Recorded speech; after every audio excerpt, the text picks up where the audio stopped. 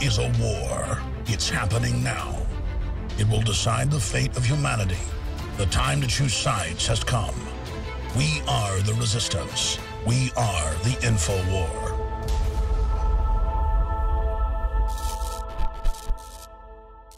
Welcome to the INFOWARS Nightly News. It is Tuesday, September 30th, 2014, and I'm Leanne McAdoo.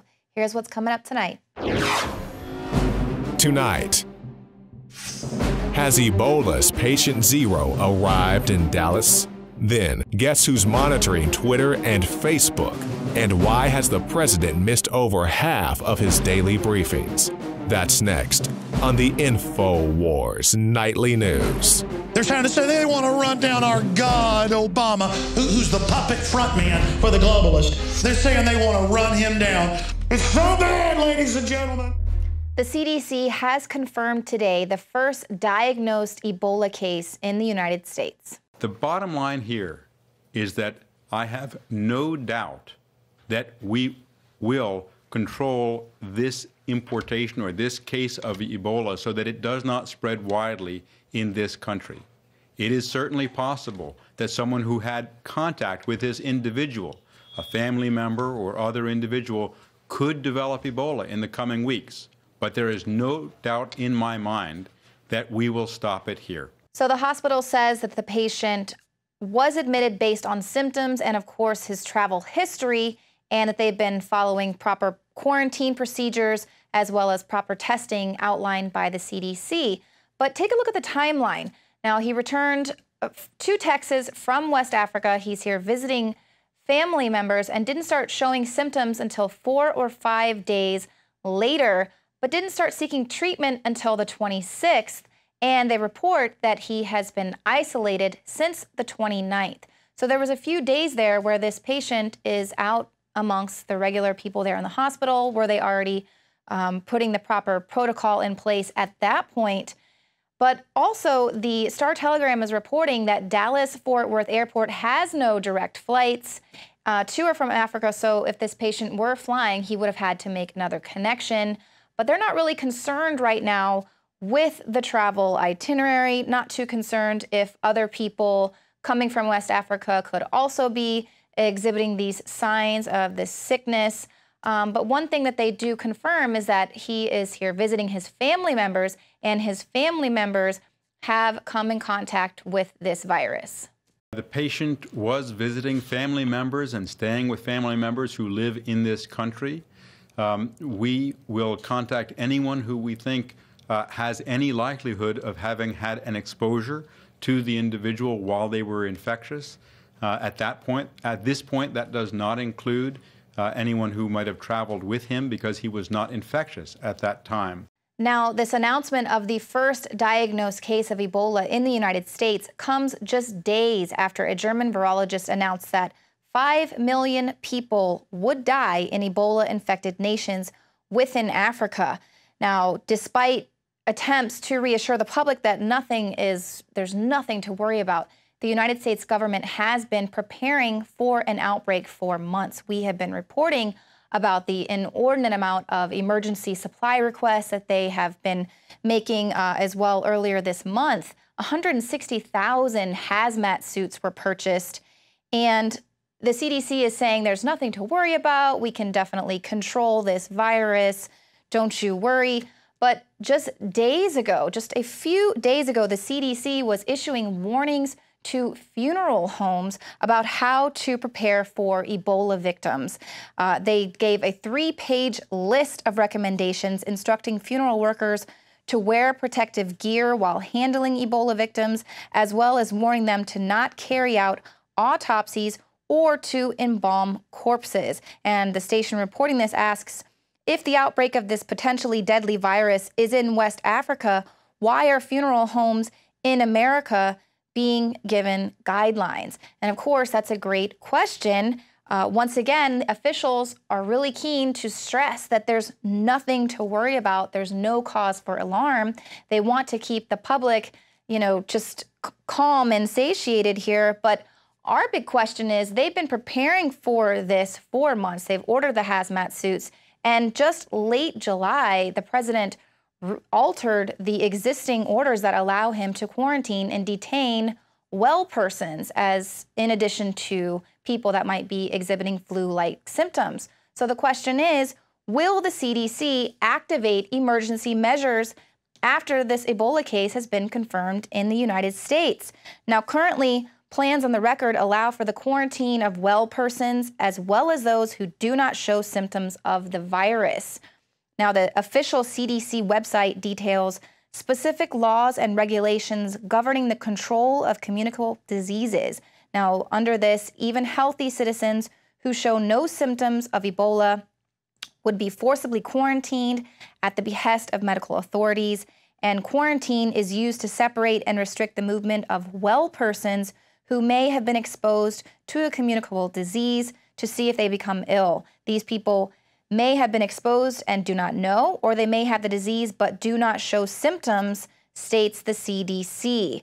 Now, last month, a former FDA official, Dr. Scott Gottlieb, wrote in Forbes that the CDC will invoke powers to hold a healthy person against his will in the event of an Ebola outbreak, and warned that the feds may assume too much jurisdiction to detain people involuntarily.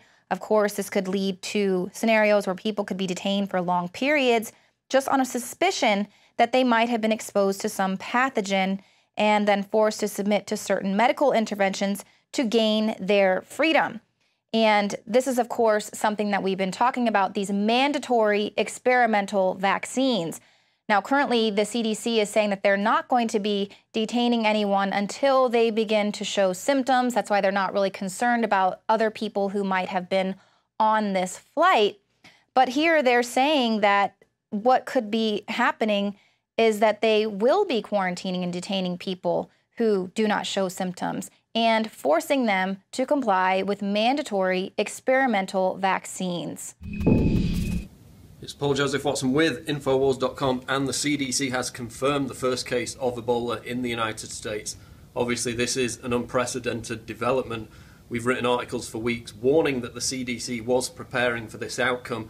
The 160,000 hazmat suits ordered by the US State Department, the executive order signed by Obama back at the end of July to quarantine even healthy persons who do not show symptoms of the virus, and of course CDC emergency measures which could be activated after Ebola is confirmed in the United States, which again allow for the quarantine of well persons who do not show symptoms of Ebola. And what's interesting about this recent case that's just been announced today by the CDC is they acknowledged that family members of the victim there in the Dallas hospital may also have been infected with the virus, as well as members of the community. And now we know that this victim, this Ebola victim, was active for several days with symptoms of the disease walking around the community. So the question remains, who else could have been infected? Obviously, they're going to try and downplay this for understandable reasons. They don't want to create hysteria. But obviously, a lack of detail at the moment. The key detail is that there may have been other individuals infected with the virus, as the CDC admitted. But we also had this other story today on INFOWARS.com, which was the CDC warning funeral homes in the United States to prepare for Ebola victims. They're advising workers in funeral homes not to perform autopsies or to embalm corpses of potential Ebola victims. So again, the CDC has been preparing for a while for this. Now they've admitted, they've confirmed today the first case of Ebola in the United States. We'll continue to track it on the Nightly News and Infowars.com. Stay tuned. Just to reiterate, late in July, Obama updated an executive order that was already existing, allowing for the apprehension, detention, or conditional release of individuals to prevent the introduction, transmission, or spread of suspected communicable diseases. And obviously, a condition of release could be taking an experimental vaccine. Now, this is obviously a breaking story, so please stay tuned to Infowars.com for all of the updates. Now, coming up, Chevy has introduced a new car. It features some spyware upgrades. And then, will the threat of ISIS finally bring the globalists that internet censorship they've been dying for? In the past decade, we have witnessed unparalleled scientific discoveries in the area of health. But no one has put together a formula that focuses directly on brain health, nerve growth factors, and optimizing your cellular energy at the same time. DNA Force is one of the most expensive formulas to produce. Some of the ingredients in DNA Force are $12,000 a kilogram. We are using the coveted, patented, only American source of PQQ, CoQ10, and more. You want the best that's out there at the lowest price anywhere? Well, we're bringing you a total win-win. The ultimate value, cutting-edge, trailblazing game changer that also supports the InfoWar. We have produced a limited run of DNA Force, and it will take up to 12 weeks to produce more once we sell out. Secure your DNA Force today at InfoWarsLife.com or call toll-free 888-253-3139. DNA Force from InfoWars Life. Celebrate the spirit of freedom and liberty upon which our nation was founded at InfoWarsShop.com. Molon Lave is ancient Greek for come and take it. This popular design combines both classic Greek Spartan imagery with modern M16 assault rifles. Now available in women's tees and proudly made in the USA. Celebrate the spirit of 1776 with the George Washington brass belt buckle or this incredibly sharp-looking 1776 hat. Badass. And be sure to check out the new arrivals at InfoWars Life, where you can prepare your body to perform at peak levels with Survival Shield Nascent Iodine, Super Male Vitality, and Fluoride Shield. And wake up, America. Immune Support Blend is the healthy choice for the gourmet coffee lover. So get incredibly high-quality, freedom-based products and help fund the revolution at InfoWarsShop.com.